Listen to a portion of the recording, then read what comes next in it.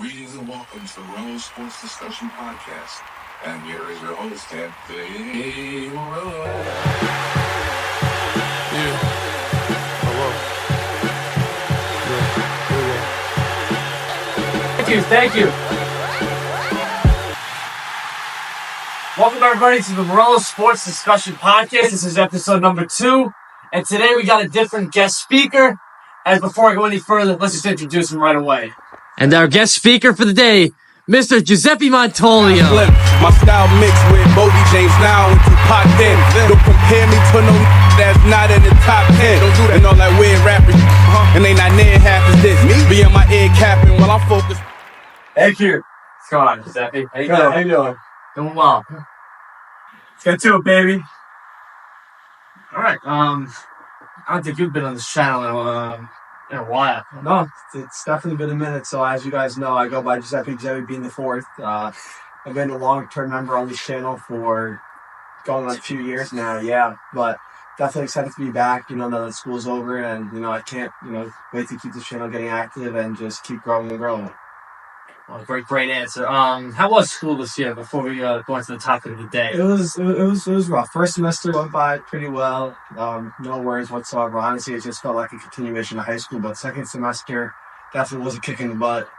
It definitely took a toll on me. But I'm just happy that it's over. Everything, for the cumulative year went pretty well. So I'm satisfied nonetheless. Now, before we talk about our main topic of the day, which will be fitness, basically how we're very much into fitness, beginner tips, stuff we've learned, all that type of stuff. It's just going to be kind of like an ongoing conversation on fitness, and just how it is.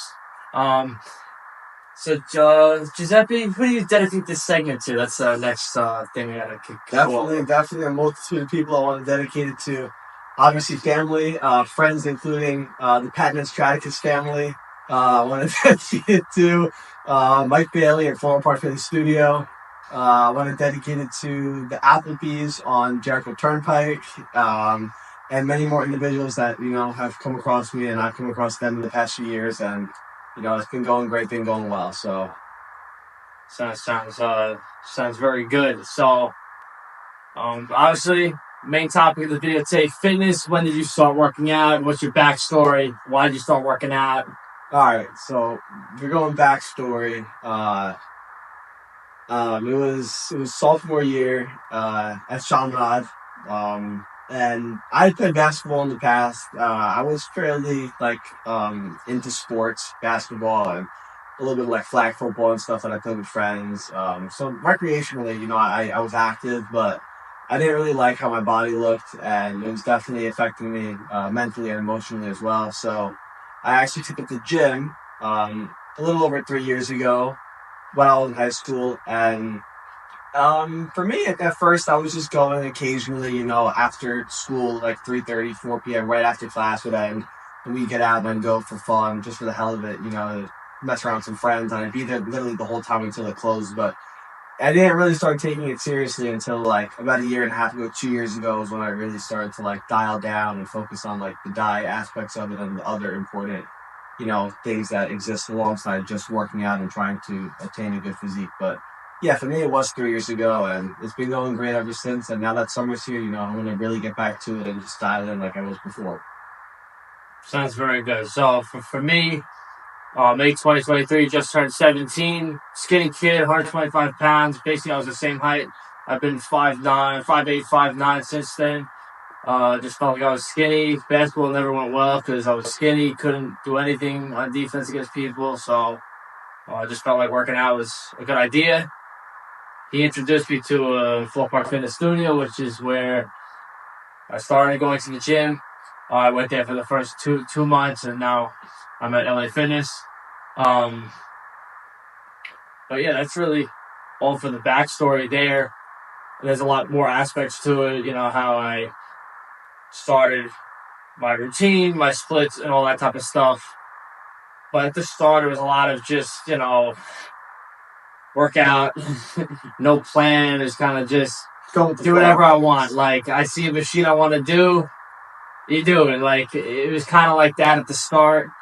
But then once I really understood how I need to split into muscle groups, have a certain routine, it kind of changed how everything was.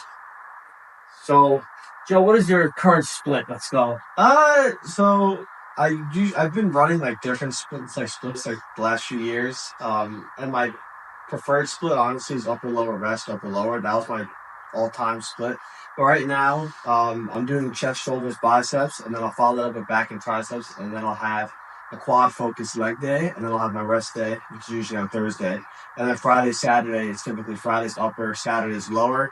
But so far for the past 2 weeks, with summer just starting, I've kind of been going with the flow of things, but I've kept it relatively like similar split to what I just said, but it may not be exact, but that's usually the split that I follow. Sounds pretty good for me. Back triceps, shoulder biceps, chest, and then whatever I feel like I need to work on. Let's just say I feel like my calf workout was crap on my leg day, which is my 4th day of split. Maybe I'll work on some calves. Maybe I think I didn't really hit rear delts that well on my shoulder day. Maybe I'll throw in a set of rear delt stash. My workouts are typically around 12 to 16 sets, which might be a little bit too much, but I feel like that's what I started with. I don't want to diminish how many sets I'm doing now, since I think my body's kind of used to it. I really just started to dial in with legs. For the first year and a half to 2 years, I kind of slacked off legs. I did have leg days, but I really never took them seriously.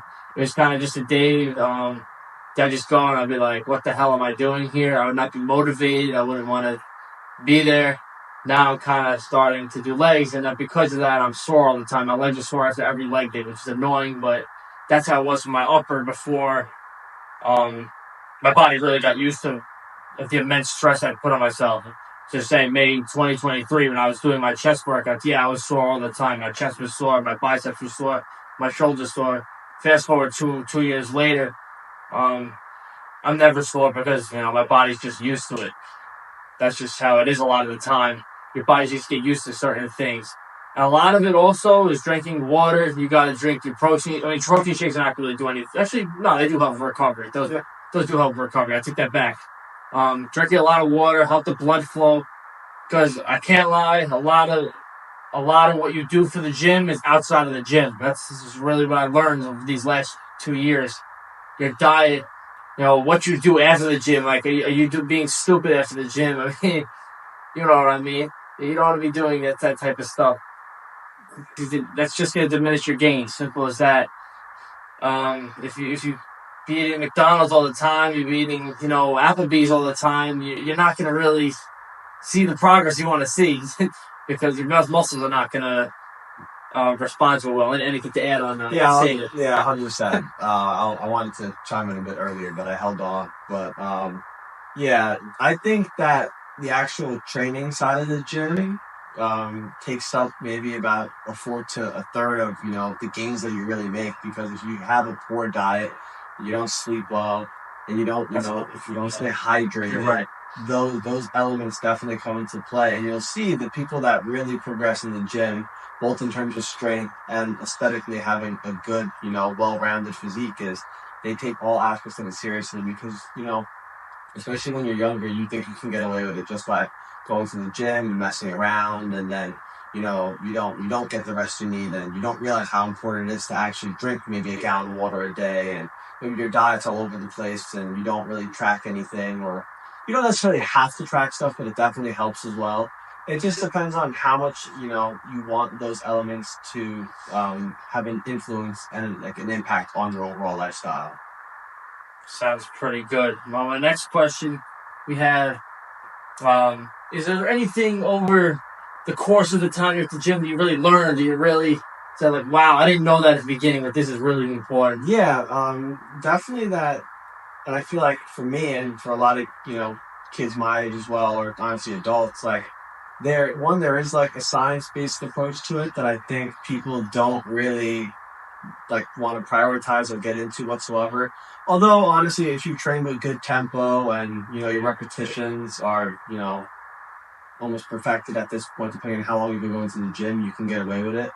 But there's really no room for ego lifting, just for messing around and finding out. And there's more to it than just loading up weight and chucking up reps and, not taking even the little factors of actually like moving the weight up and controlling on the way down. All these little things end up being pivotal because they add up over time. And if you don't perfect, each repetition, and if you really don't, like go deep into it and understand like the purpose of really, really training to failure and really fatiguing, that muscle group or whatever muscle group you're training on that day, you're not going to get much out of it, especially if you're ego lifting and you're increasing the risk of injury. That's not going to help you whatsoever. You're just going to, decrease the amount of muscle you can put on because you're not going to be able to work out as well. So for me, it kind of ties along with what Giuseppe said. Training to failure is really important when you get to a certain stage. At the beginning, I was doing 3 sets of 10 every exercise because that's basically what I was taught to do by my dad. I'll be honest. But then I realized if I really wanted to progress, I have to train to failure and I have to progressive overload. And you have to track the stuff. Yeah, I didn't say that. I'm not keep going, but I'll talk more of that after. Progressive overloading is very important, and it's how you see progress. I don't really go off, workout to workout. It's kind of like a month basis on how I progress. So how I do it, I hit 8, I go to the next rep. So let's just do bench press, for example. That's a very widely known exercise, obviously. Let's just say I'm doing 135, and I get 6 reps. The next time I go out, I'll do 135 again, my first set. My second set after 135, the first workout, then I'll put it on the screen also right now, obviously. Then it'll be 135, and then I'll do 145 also. Let's just say I get 3 on that. The next workout, all right, let's go. Let's beat this. 135 for 8, 145 for 4. The next workout, 135, scrap out the window. 145 is my new progressive overload. So 145 is my new first working set, then 155 comes into play. And then you just keep going up and up. And that's how I basically do it for every single exercise. Right now for bench press, 205, I just hit 8. So now my working sets, even though I kind of cheated on this to get a working set 225 in, it should be 215 and 225. Before it was 205 for 6, and then it was 215 for 3. The next workout I did 205 for 8, and then 215, I think I matched. I'm pretty sure. So I got 215 for 3 as well. The next workout, I should have done 215 my first set since I hit 8 on 205, and then did a set of 225. Instead, I kind of cracked the system, and I wanted to do a set of 225, so I did a set of 225 instead. Whatever. The next workout I do, I'm hitting 215 first, and I'm going to stick to the plan. That's basically with every single exercise I do. Yeah, that's definitely the best way to progressive overload, taking it month by month. And it's very, very important. It is, because you can't... It's very important. I'm sorry for cutting you off there. For progression, because progression is what you want to see in the gym, and you have to track your workouts. I have an app named Strong. I'll put it on the screen right now, the logo of it.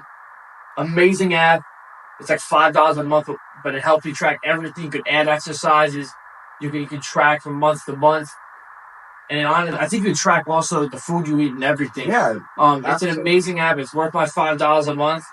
And it really helps me stay dialed in. I can look, the night before my workout. Okay, what am I doing tomorrow? This is what I got to hit. This is my target. And it really, really helps. I can't lie. Yeah, I've looked at a really good, Strong, and MyFitnessPal is good if you want to track macros and calories.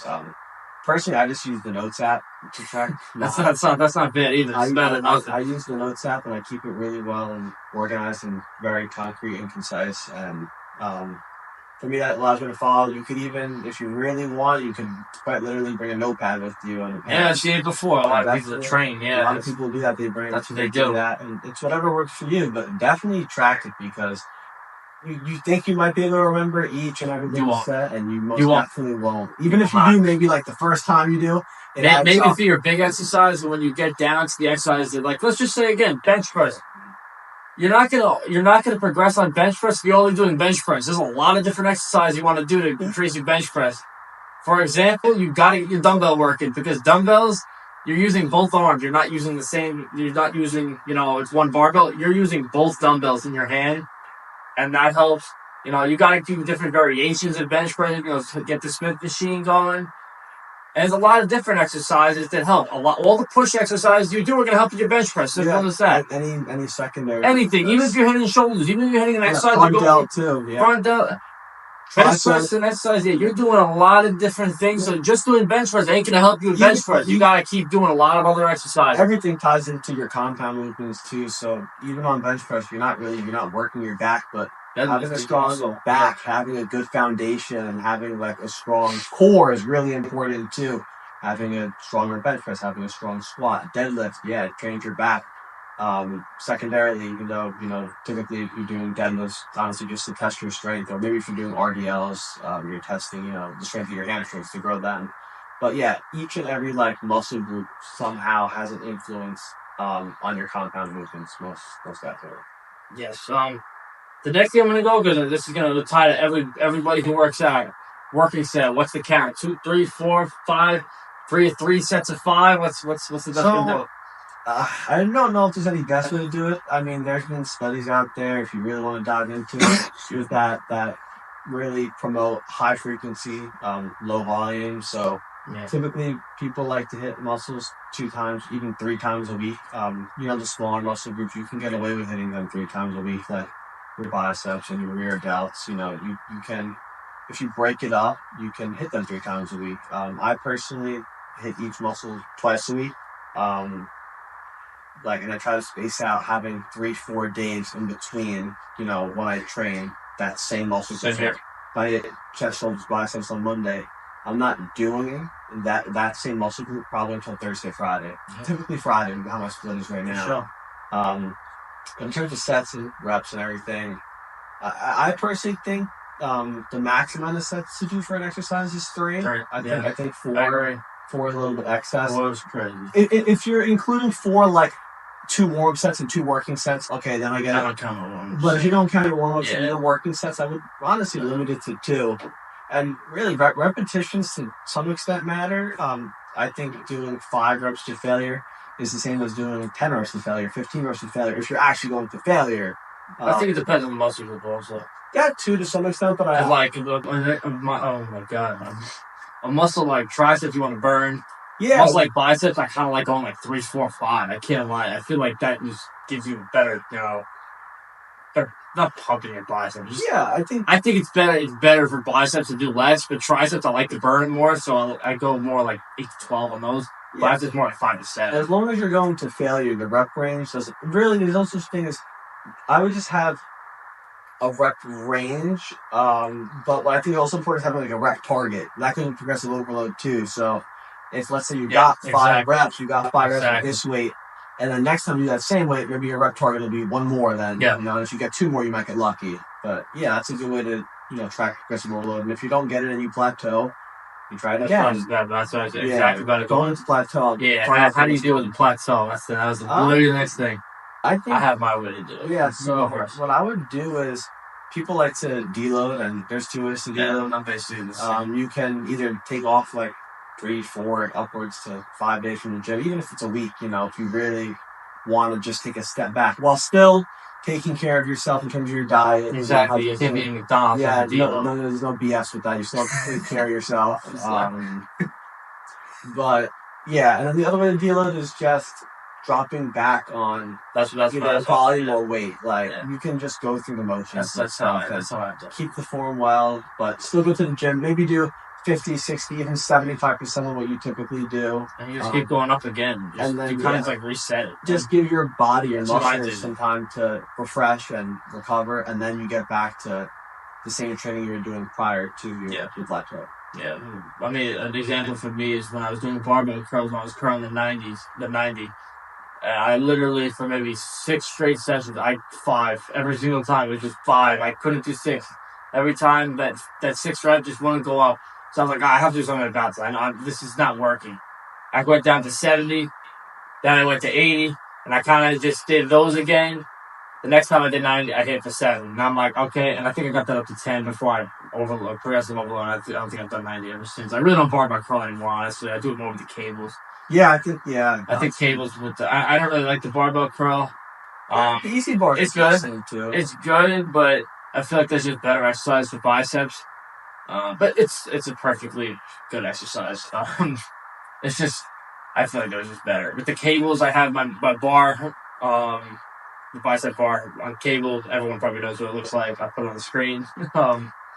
It works, and you get a really good stretch. You do both arms at the same time, or both biceps at the same time, and it works. Yeah. Really freaking well. One thing to just jump onto that that you mentioned, I think it's important is like if you're new to the gym, don't stress like pinpoint exercise selection just because you see like an influencer doing this unilateral exercise. You need to do that unilateral exercise. Like if you're brand new, like they have like the new pec fly method, like to sit on the side. Yeah, I never did it. I have my way to do a pec fly. If you're new to things, you don't need to be like you don't need to do every little secondary movement. You know, you bench press, like do your squats. You know, don't instead of doing a dumbbell, like instead of doing a barbell bench, maybe you do some weird like random like supinated fly, that like weird movement that you know you saw, like I said, your favorite influencer on Instagram Reels or TikTok doing. And yeah, I mean that's something to maybe stress when you're more advanced, when you're more going from you know being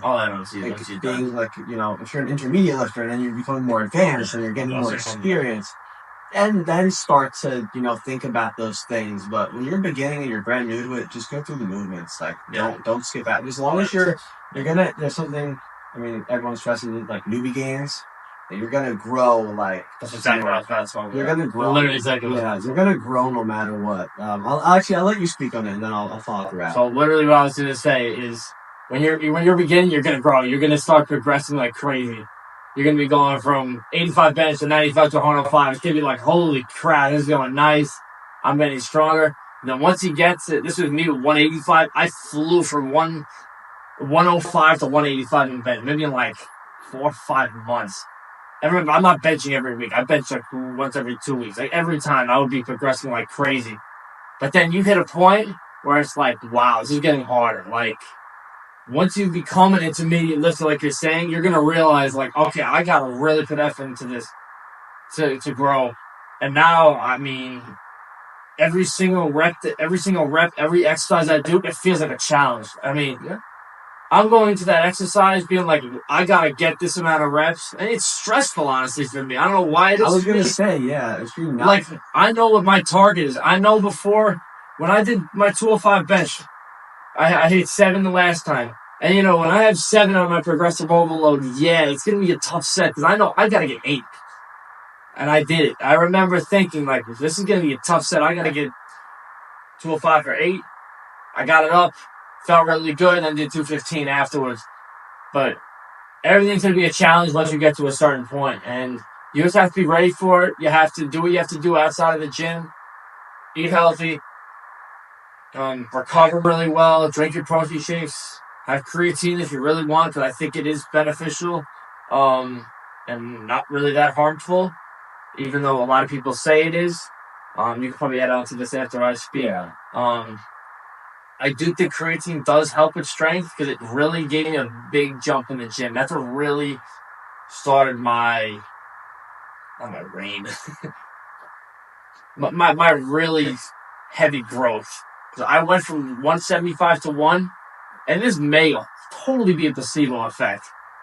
But the next time I benched, I was going for 185, 1 rep max. I got 2. I was like, I took that bar, I went up for 1, and I'm like, this is easy. I'll go for 2. I got 2. And I'm like, I remember telling my dad, like, the creatine's helping. He's like, yeah, man, it might just be the placebo effect. But hey, who knows? Anything to add? Yeah, no, creatine and supplements are definitely important from any stage, whether you're a beginner, advanced, whatnot. Definitely look into certain supplements. I think creatine is the most important. You know, some people's parents are weird about it and they won't let them take it. Some people are nervous that it might affect their kidneys and their livers, you know, that they won't break it down properly. Drink your water. Drink your water. Drink your water. It's not going to affect you. You know, typically like the dosing amount is like 5 grams. You know, you can up it to 6, 7. You know, people take 10 grams of creatine. As long as you're staying hydrated, it definitely fills your muscles with glycogen, which is really important for recovery. You know, after each and every workout, especially when your muscles are, you know, you're breaking them down. and you're tearing down your muscles, you really need them to recover. So I think creatine helps. Recovery is really important. So not just taking your supplements, but like taking care of your body afterwards is important. Whether you want to, like take a hot shower and just like, have a good meal afterwards, or like don't go home and just like hop on video games like off the rip. Like I What are you trying to diss me, right? No, because there are times Because you literally are. there are times where I've done that myself in recent memory too, where like I've gone home, I've chucked on a pair of pajamas and I've hopped on video games for an hour, and like. I don't really chuck. I just keep the same clothes on and stuff. Yeah, so but it's happened before. It's happened, but I'm saying listen, we're human, so like, yeah, we're not gonna have everything picture perfect. You're not gonna come home, maybe realistically you should shower, but like, not every single time I don't run home and taking me I'm out. not looking forward to taking a shower. Yeah, I don't go home and taking me out of the microwave and start eating instantaneously and start tracking off the rip. Nah, it might take a little bit. You're gonna be really fatigued after the gym if you're going hard, so you kind of just want to debrief and settle down, and then do your routine. Like, have a good nightly routine. For sure. Like, that's all I have. Even if that involves, going on whatever, playing video games or doing whatnot. Enjoy it. Like, have fun with it. But make sure that, you sleeping well too. Even if you're going to bed late, get your 6 to 8 hours of sleep, and definitely like stay hydrated. Even, to some extent, try to stay off like electronics like right before bed. Like, you don't like have to, but if you really like want to start like prioritizing like your own like mental health and your physical health, like even those little things tie into it. Maybe not in terms of muscle growth, but just for your own like recovery. Yeah. So just so your body and your mind feel better. Yeah. Definitely get good sleep. I haven't gotten good sleep the last week, so I'll start working on that. Same here. After working at 5 a.m. this morning, my sleep was not great. Yeah, but it's not gonna be. You're not gonna have a picture perfect schedule like each and every day. Like, especially, it's good to get into that groove now, because when you're older and you're working, and you want to have the gym be a part of your life. Yeah, I mean, it's gonna be weird. You're gonna have to throw it in randomly. You might have to go at midnight. You might have to go at 5 a.m. Like, if you really want to, stay dedicated to it and not lose track of your progression and your growth. Like, yeah, you gotta mix it in. What are you gonna eat? You're not always gonna have a meal that's 8 a.m. You might have to eat much earlier. You might have to, if you have a break during work, you gotta eat then. Like, yeah, these are all things that you're not gonna have a picture perfect schedule. So just understand. My last thing before we go into like beginner stuff and tips, how do you balance the gym? I mean, you kind of already. It's gym, school, work, all that type of stuff. So with school was the hardest, and with finals, second semester, I was only able to go to the gym like twice a week, if that, for like a month. So it definitely it affected me more mentally. Physically, physical mental health, they go hand in hand. You probably got back. So like, you probably felt really strong when you got back. Yeah, when I got back to it, because if you go 2 days a week, you probably feel pretty good. Yeah. So when I got back to it, yeah, when I got back to it for the first time, like, things were actually like pretty hard. Like, obviously the weight was moving fine, but I actually wasn't able to do as much. Probably fatigue more. Definitely more fatiguing, and I definitely couldn't do as much volume as I wanted to. So for like the first few weeks, I just did the exercise that I had been doing. And now I'm starting to, work on, progressing little by little on each session. Because I really hadn't been working out consistently for a good month, 6 weeks, honestly. So, but with school, if you get to make your schedule, and we're college students, so we do get to make our schedules. I mean, I'm in a program, so for some extent, my classes are pre-registered, but I get to make my schedule for the most part. So if you could have a day off, like have like Fridays off, then that gives you a free day to go to the gym. Like, I would definitely work out that day. Take the weekends to work out. Getting up early is important. Like, don't sleep in until like 1, 2, 3 p.m. because you ruin half the day. Then that first half of the day, you could get a workout in. Let's say you have to study. Oh, then you can study it in the afternoon. You can study at night. Yeah. If you get up late, 3 in the morning, you're tired. Yeah, and if you get up, that's what I'm saying. If you get up really late, you're gonna be like, okay, what do I have to do? Do I go to the gym or I work out? Not work out, or I study. Like, I mean, I personally study. I mean, maybe back then I'd go to the gym and then like BS study, but with college you really can't. You do, depending on what your major is and how busy your schedule is and how many classes you're taking. Like, you definitely need to be studying, a certain amount. It's different for everybody, depending on how much you need to study or like, how much you grasp concepts and stuff. And I'm going a little off the tangent here, but it ties into the gym because when you get really busy with school, you're going to realize like the gym is really hard to like find time for, but you still You're also want probably to. not motivated because you're stressed also. That's too a lot of stress. And if you have bad sleep and you're stressed out and your body's like worn down, you don't want to go to the gym. So there's a lack of motivation. But if you build a routine, like this is like the time to do it. Now it's summer, like build a good routine now. Like get used to having a decent routine, getting up early. But this whole week I've literally been getting up like midday. It's been bad. Like I've been getting up like 11:30, 12, 1 even like one of the days. Like don't start to do that because if you build that routine for the whole summer, then it's gonna like when you go back to school and you have 8 a.m. classes or 9 a.m. classes, like you're gonna not feel good. You're gonna be going to class and then you're not gonna want to go to the gym after because you're gonna be so stressed out from absorbing material for 5, 6, 7 hours. Then nobody really wants to go to the gym. You want to go home and sleep or go home and like debrief and relax. But build a routine. That's like the biggest thing is having a concrete routine you can try to follow each and every day. I think it's pretty good. So now I want to go over like beginner tips on a form. You can get up and grab those dumbbells over there. Go over a few. I'll just name a few exercises, form stuff because there's a lot of exercises are going to be move over a little bit. Yeah, you probably right there is pretty good. You're good right there. So let's do some shoulder press. So we'll do like what you should do and what you shouldn't do. So simple things with shoulder press. Usually you're not doing them standing up, but you want to keep those elbows tucked in, and then just simple press up, and then on the way down, really control it. Give yourself a second or two. Then same thing, up again, and then you control. You don't necessarily touch your shoulders. No, don't touch your shoulders. But just go up. That's like tears on it. You don't. What you don't want to do is, let's just say you kick them up. Don't start chucking up reps and sweating your body and losing control. Like really keep your core tight. If you're standing, it's even harder to keep your core tight. But if you're seated, just sit, explode. Why don't you just keep it control? I think that's really the main idea. Because doing hammer curls, you want to be swaying your body back. Yeah, I was going to say, you can say, hammer curls. It's the same thing with hammer curls. You want to. There's some people that want to go like this. And people that want to they want to sway their body into it. Great. You're hammer curling 60 pounds. You're also doing it.